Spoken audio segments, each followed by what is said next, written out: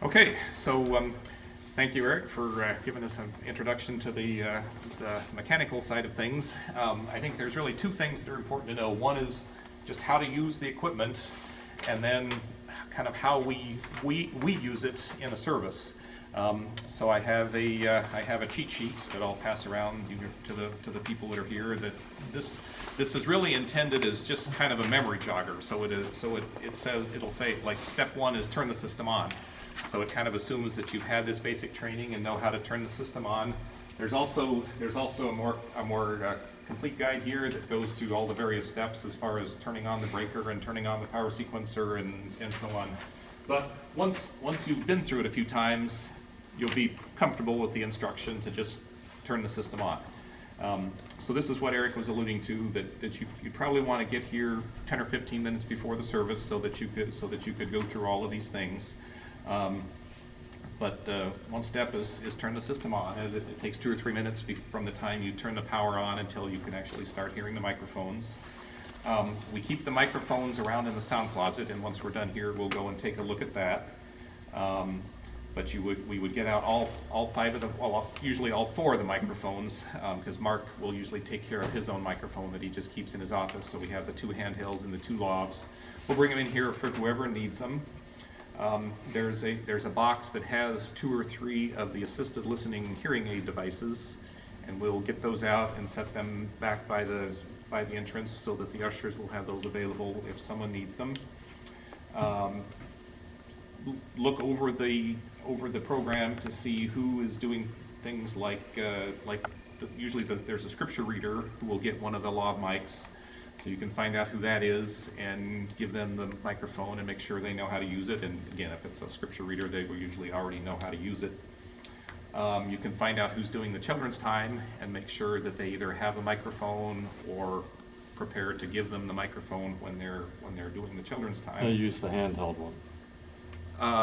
Yeah, children's time will usually use the handheld. Every once in a while they'll want to do, it might be Mark, in which case he has his own microphone. Once or twice, the children's time person has wanted to use a lav mic so that they could have their hands free, but usually it would be a handheld mic.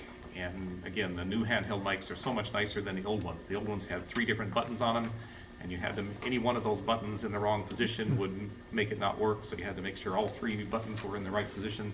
Now it's just off or on, so you can give it to them and the person can go down front and turn it on and it just works. So we as we said, we usually record the service in 3 different ways, and I'll go ahead and again the detailed instructions are here. If you forget, it goes through a very detailed step-by-step instructions of how to use the different recorders. But I'll just run through the process right now so that you will see it. And again, it's part of the steps that happen before the service. One would be to get an audio tape and label it with the date of the service. Still make those tapes? Yeah, and I still like to do it. Every once in a while there'll be a problem. The MP3 will be full and it won't get a recording, or there'll be a problem with the CD and the CD won't get a recording. This is only like 1 out of 100 times this happens, but every once in a while something will go wrong, and I just like to have that. This is yet another backup. So we would grab a tape. Analog still label friendly. it with the date. We put it in here, and then you prepare to record by pressing this red record mode button. When it's ready to record, the flashing red light means it's ready to go, but not actually recording. Then we use this for recording the sermon, the MP3 voice recorder. It's got a power switch on the side. When you hold the power switch down, power will come on. And then once it's turned on, then there's a record button, and tapping that record button will cause the red light to flash, which again means that it's ready to start recording, but not actually recording. Got to do all 3 of these steps. And we can do all 3. So then we'll grab a blank CD. We'll label the CD with the date of the service. Oh, I have to turn that on. Label the blank CD, and then there's a couple steps to prepare the CD to be ready to record. Again, if you forget, the details are here, but once you've done it a few times, it just becomes second nature. You have to first select a record mode. So I'm going to press the record mode button. Well, I first have to wait for it to finish reading the CD. And then you press record mode and select the recording mode, and then the red light starts flashing, which means it's ready to record. So these are the last three bullets on here. Make sure that there's a tape in the audio recorder and it's ready to go, which means flashing red light. Make sure that there's a CD in the CD recorder and it's ready to go, which means flashing red light. Make sure that there's the SD card is in here. Normally it will be. There's a little door on the side where you install the SD card. But actually, I believe it will not even go into record mode if the card isn't in there. So if the red light is flashing, that means that's ready to go. So. Well, suppose you kick the bucket. No, and one of us comes in. Then you ask one of our buddies. So, there's a memory chip that you put in here. Correct. That it records to. Now, how many? A lot. Although it can hold like 10, 20 something? More like hundreds. Hundreds, okay. So we don't have to worry about that. And yes, and what we normally do is we record the entire service on the audio tape and on the CD player. The only thing we record here is the sermon, because what Mark will do is grab the card and copy just the sermon off, and then he can put it on the web or email it to somebody or whatever. So, okay. So it's probably more like thousands of sermons. Well, maybe probably not, because we have filled it up, so we have had a problem where it gets full and then the sermon doesn't get recorded. But usually Mark will take care of coming and getting the card and copying the file off and then deleting some old files and then making sure that's ready to go. So the main thing is, before the service, make sure everybody has their mics, or at least you know who's going to give, you know who will be getting the mic for children's time or whatever. Make sure that all three of those recorders are primed and ready to go, and that's basically it.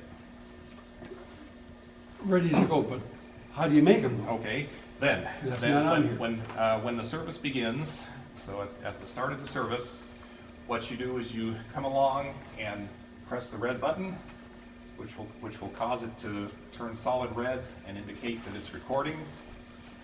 Press the solid red means it's recording. Right. Or not Yeah, so it's flashing. blinking in the standby mode. So I can go ahead and do that. So if I press the button, it's solid red, means that it's recording. Okay, but I only do that at the beginning of the sermon. Correct. Sure. So I'm jumping the gun there, so I'm gonna turn that off for now. But at the start of the service, there are two buttons. There are two buttons to press. You press the flashing green arrow. Will start this recording, and so this is the one that's a little bit non-intuitive. That you press this button to get it into record mode and get the flashing red light, but you press this button, The green light itself. to start recording. This is probably again the audio tape is only sort of the backup to everything else. So if that doesn't work, it's not a big deal. But again, it's all spelled out here. I'd probably work with someone the first time or two that they're doing this, so you wouldn't be doing it completely on your own. And once you've done it a couple of times, then it just becomes kind of natural and you just do it. But at the beginning of the service, the two things you do are press this green button and press this red button, and then those two recorders will start recording. That's really intuitive. The green button to start that, and the red button to Yeah. start. It's all on video.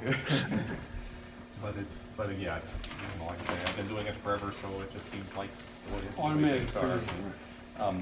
So, and again, now that we have the auto mix thing, there's really not a lot to do during the service. with the old mixer, sometimes we had to stay on the board and make sure that we turn things up and down. Now you really probably don't have to do that. You kind of have to pay attention to what's going on and, you know, be prepared to turn somebody up or down, or be prepared to turn off the pulpit ducker, but probably you won't need to. Probably you can just sit back and let things take care of themselves, except at the start of the sermon, you have to come along and press the red button on the voice recorder, and at the end of the sermon, stop the voice recorder.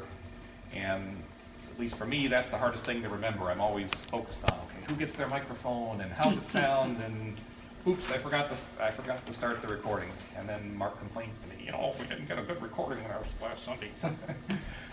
So that's the one important task to remember, is to if you're the sound person that week, make sure that gets started at the beginning of the sermon.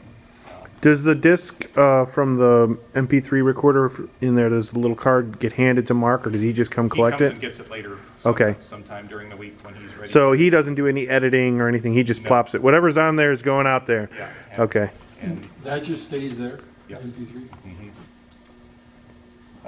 okay, then at the end of the service, we shut off the other two recorders by pressing the stop button here, which is the one with the square box stop, and then you can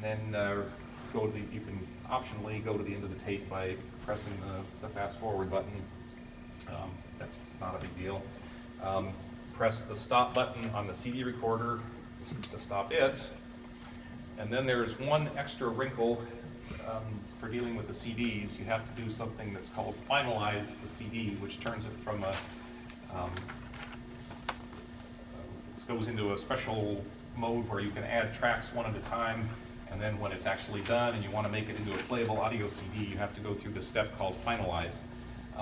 Again, it's become second nature after you've done it a few times. The steps are spelled out in here if you forget.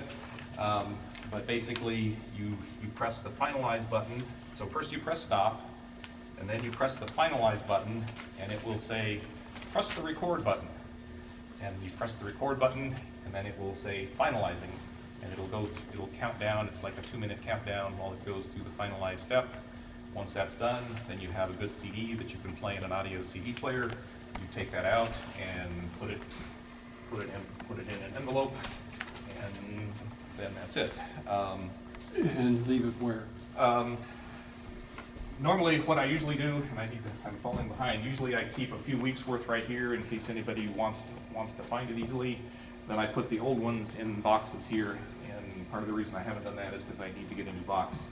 But somewhere around here, just so people can find Could it. you email us this file? I could do that. That's a good idea. And the tape gets reused, or the tape Yeah, also? so the tapes, so again, the CDs we archive permanently, so we have a record going back years and years. Again, the tapes are just sort of a backup if the other things go wrong. So we have half a dozen tapes through here that we just cycle through. So usually when I'm looking for a tape, I just look for the oldest one, relabel it with today's date, slap it in there and get the recording. And then if something goes, maybe the SD card was full and we need another copy of the sermon, we could get that off it's usually better to get it off the audio CD, but if the audio CD doesn't work for some reason, then we have yet another backup. Then it's just a matter of shutting things down. So Eric showed how you turn it on by turning the power switch to the topmost position to sequence it, the 3 stages that sequence it up. To shut it off, you just flip it to the middle position, and it's You hear it start to click, but it doesn't go, yeah. The 3 things will sequence off. Then you can come back and flip off breaker number 7. Go around and make sure that everything that you got out earlier is put away. So if you collect up the children's time or microphone, you can collect the lav mics, collect up the assisted listening devices, and then take them and put them back in the sound closet. So Oh, they're on right now in that box there. that's that. I'll show you where they go in the sound closet in just a second. I think while we're still here, are there any questions about this part? Okay. I think we can shut off the tape Yep. for now. Okay, yeah, some folks are probably already familiar with this. This is where we keep most of the sound equipment.